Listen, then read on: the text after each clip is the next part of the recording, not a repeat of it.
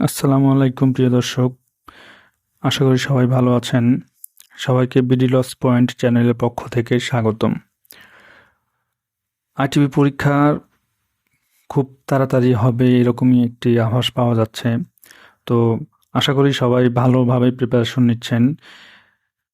এটা অবশ্যই জরুরি ভালোভাবে প্রিপারেশন নেওয়া, কারণ আইটিপির সার্টিফিকেটটি এখন অনেক মূল্যবান হয়ে দাঁড়িয়েছে। সো আমাদেরকে ভালোভাবে প্রিপারেশন নিতে হবে, সবগুলো ভালোভাবে পড়তে হবে।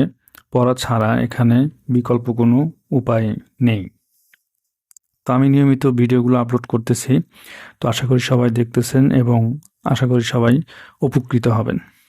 তো চলুন আজকের প্রশ্ন 10টি জেনে নিই। সম্পত্তির অন্তর্বর্তীকালীন অবরুদ্ধকরণ বা ক্রোকের বিধান রয়েছে কোন ধারায়? ধারা 223-এ। কত দিনের মধ্যে আপিল দায়ের করতে হয়? 60 দিনের মধ্যে আপিল দায়ের করতে হয়। আয়কর কর্তৃপক্ষকে জাতীয় রাজস্ব বোর্ড। আয়কর কর্তৃপক্ষকে নিয়োগদানের একক ক্ষমতা কার রয়েছে?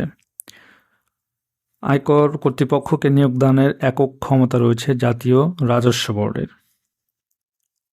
আপিল মামলা নিষ্পত্তির বিষয়টি কোন কমিশনের উপর ন্যস্ত থাকে? Commissioner appeal. কর কমিশনার নিম্নের কোন বিষয়টি পরিদর্শন করেন? আয়কর ফাঁকি। কর অবকাশ দেওয়া হয় কোন ধারায়? ধারা 81 ও ষষ্ঠ তফসিলের অংশ 4।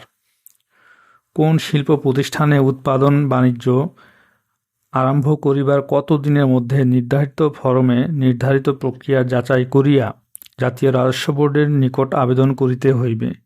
60 দিনের মধ্যে আবেদন করতে হবে। করদাতার মৃত্যু হইলে সেই কর আদায় করা হয় কত ধারায়?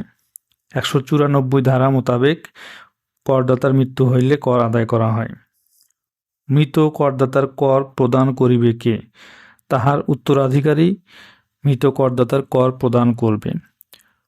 আজকে 10টি প্রশ্ন দিলাম, পরবর্তীতে আরও প্রশ্ন দিব এবং চ্যানেলটিকে সাবস্ক্রাইব করে রাখুন যাতে প্রশ্নগুলো দিলে আপনারা সহজেই পেয়ে যান। আজকে এ পর্যন্তই, সবাইকে ধন্যবাদ।